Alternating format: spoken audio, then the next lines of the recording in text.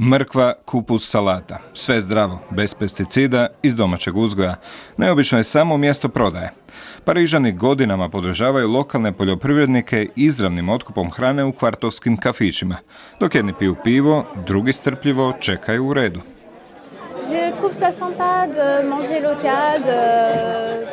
Meni je najdraže jesti lokalno umjesto odlaska u velike trgovačke lance gdje povrće baš i nema okusa.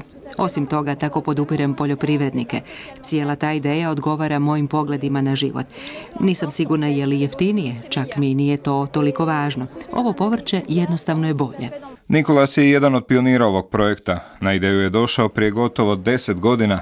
Trebalo je samo povezati seljake iz okolice grada i kupce koji bi od njih izravno kupovali. U 10 godina obišli smo mnoga mjesta u naselju. Bili smo u jednom kafiću u blizini, u trgovini, čak i u crkvi. Svaki put upoznamo nove ljude i to je jedno od zadovoljstava naše grupe solidarne razmjene, uz to što imamo organsku i sezonsku hranu, proizvedenu nedaleko od mjesta gdje živimo. Kupci svake godine sklapaju ugovor s poljoprivrednicima, otkupljujući tako unaprijed ono što će se uzgojiti tijekom sezone. Tako se na mjestu prodaje ne razmjenjuje novac, nego seljaci daju hranu onima koji su ih na neki način kreditirali.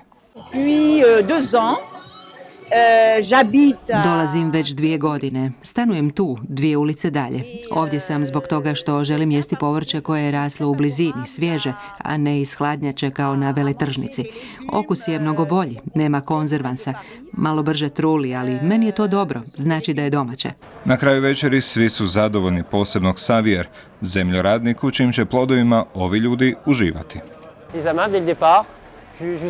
Pokrenuo sam vlastitu proizvodnju 2006.